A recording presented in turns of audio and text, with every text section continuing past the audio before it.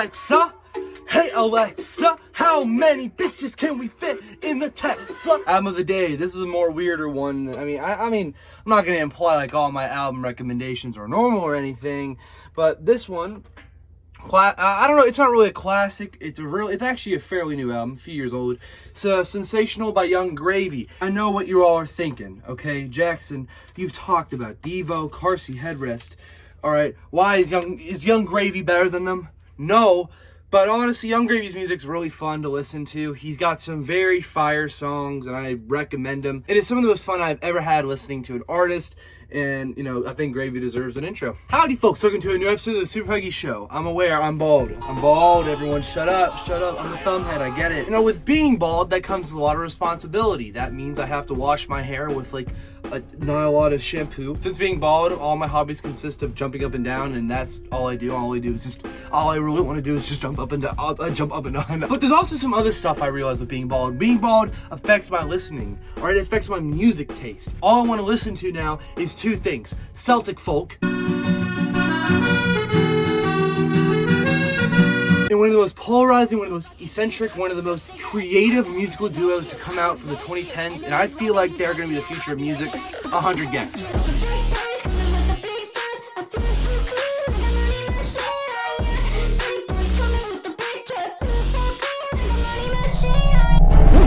Hi, I'm here for the real world interview. Now, we've all definitely seen or heard 100 GECS. You know, whenever I first heard of them, it was about 2020, maybe. I was just lying down doing some music stuff, and I found the music video for Money Machine.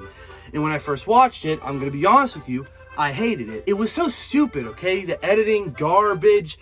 It sounds like the music sounds like if Alvin and the Chipmunks mixed with electronic music, and also if they were addicted to heroin.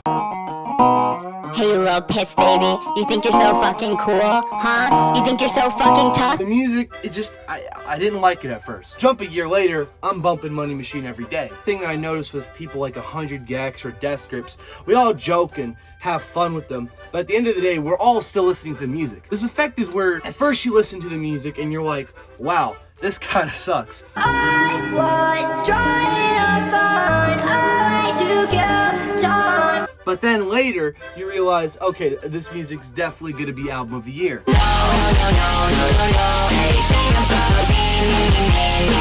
And while 100 GECS isn't like my favorite artist of all time, I still feel like I need to talk about him. Because 100 GECS is just so weird. They're right up my alley. It's saying something when you can't really put their music under one blanket statement, which, I mean, yeah, there's a lot of artists you can't do that with.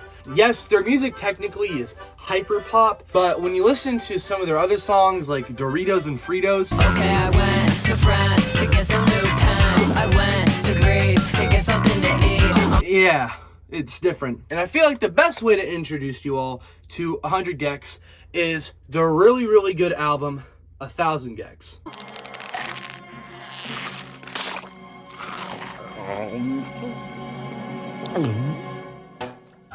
Bet my money on a stupid horse, I love that. When I first listened to this record, it was bonkers. I thought this album sucked. It was the same thing with Money Machine. I first listened to it, I really liked Money Machine, and I threw it away. But then I went back to it, and I listened to it's now gone to the point I listen to it at least once a day. The thing with 1000 GECS is that it's an album that you have to warm up to it, okay? It's very weird, it's very out of the ordinary, and that's what makes it special. And before we get into this, let me explain who 100 GECS are real quick. 100 GECS is a duo formed by producers, writers, songwriters, Dylan Brandy, and Laura Les. They released their first EP, 100 GECS, which, I'm gonna be quite honest, I have not listened to it. I don't know, I didn't really, hold on, let's look at a song real quick. Honestly, it's not that bad. But let's ignore that EP. We're not going to talk about the EP. We're going to talk about the album I already mentioned. 1000 GECS is a 20-minute album that will leave you speechless, because this album goes from place to place, and it's sort of consistent, but all the songs do not sound the same. They're all different, which I feel like if you're trying to get into 100 GECS, at first you'd think this is a bad thing because there's not a particular sound that you're looking for. You know, you think about it and you realize this is exactly what you're looking for, because 100 GECS is not consistent, and that's why I like them so much. I feel like the music is just so weird and just different that this is what we should strive for. Before I get ahead of myself, let me go through the track list real quick to, and go through in depth to explain to you all why all this music's good. 745 Sticky is a good track. It's a great opener. It's a great way to help introduce the people into 100 GECS and just slowly coerce them into the music. I think the song is pretty good. It's only a short 2 minutes, and I think it's a great way of introducing our GECS. Next up is the less than 2 minute track. Everyone knows it, Money Machine. Money Machine's an instant classic. All of us know it. I don't feel like I need to explain it. But honestly, whenever you really start looking at it, it's kind of interesting because I never really listened to the lyrics until I looked them up the other day, and it's like, huh. Tell me what to do, I've been trying to go to bed. I've been up for days, been trying to get it right. Said it all before, I said it once again. I'm better off alone. One video I remember is watching this Genius video of them dissecting Money Machine, and this Laura Les talking about the intro is really funny because Laura Les thought that Piss Baby was like some funny, like, I think quirky nickname or something. I don't know. I thought that Piss Baby was like a phrase that people said online, like, I don't know, like shitlord or something. 100 Decibel Cloud is interesting because being a guitarist and listening to the weird pitched up guitar strings in the beginning along with Laura Les's auto-tuned voice is an interesting combination to say the least. There's the quotable one-liners of I'm about to hit the booth. and my personal favorite, I might go and throw my phone into the lake, yeah. this song honestly would be one of my favorites if it wasn't for the fact of that stupid ass weird metalcore outro that just makes me ill every time I listen to it.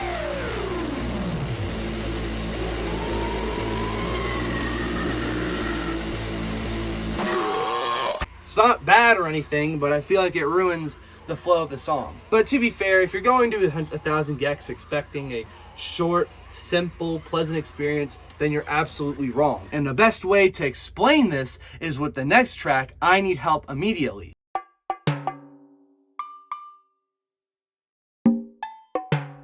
I need help immediately. So the thing with I Need Help Immediately is that I go back to it a bit, but not because I enjoy it, because because pretty much the entire song is just a combination of different instruments and sounds and just all of that mixed into one track, which whenever I'm saying this, I'm not saying that it's all well choreographed or it's all well written. It feels like they grabbed a MIDI keyboard and just started playing random keys and just saw what happened. My favorite thing about this song though is when you go to the comment section of the YouTube video for the audio stream and you see people unironically say stuff like, I now listen to this like every day. Let's look at a few of these comments real quick. This sounds like a question mark. This is what I hear inside of my head when I'm studying. If ADHD was a song. This sounds like a non-existent song your brain randomly generates after a dream. Hey mom, come listen to this new beat I made. Yes! This is honestly me whenever I make We Love You Noah and GarageBand. Next up is one of my two favorite tracks in the entire album. They're both tied for me, but I can't choose, is Stupid Horse. Stupid Horse is it's loud, it's fast, it's nonsensical, and goddamn it, I love it. Just the idea of someone going into a horse ring and beating the shit up out of a jockey and then stealing the bag of money that they lost in a bet that they made on the horse race and then ran away with the horse is so fucking funny and cool. And plus, I love the ad-libs of the pick it up! This is the reason why I love 100 GECS. Their way of genre bending, because it clearly is a mixture of like electronic and rock and just all of this mixed into one thing, and it's so good. And right after this is not one of my favorite songs, but it's a song that makes me feel even a little nostalgic, honestly. I'm gonna say this name to the best of my knowledge. XXXI would never stop you XXX. I think that's how you say it, I don't know. But the song is really good. This reminds me of playing on an old, we're talking like early 2000s TF2 server, like a custom server, not like a community server. Like we're talking about like a community server. It sounds like a song someone would play through the mic, you know? This reminds me of Searle or any of those sort of DJs. I love this sound, and I love how they recreated it perfectly in the year 2019.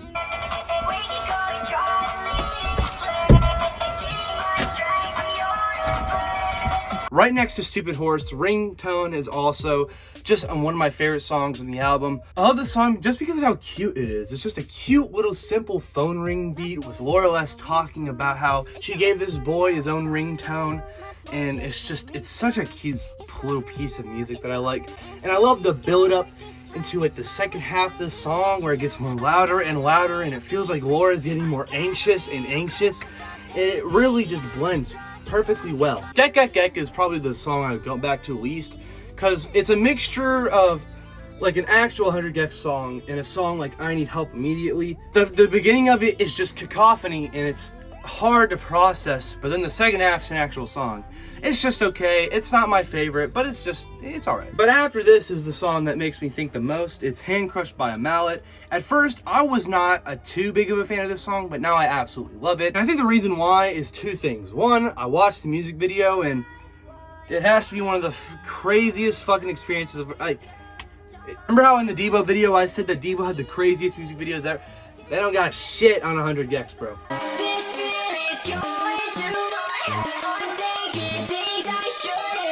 And the second reason why I like the song is because whenever 100 GECS released their second album, I don't know if it would count as a second album, but I'll count it as a second album. 1000 GECS and the Tree of Clues, they included a whole bunch of remixes. And the remix they did of Handcrushed by a Mallet, it threw me off guard because one of the artists that was on the track was Fall Out Boy. These guys.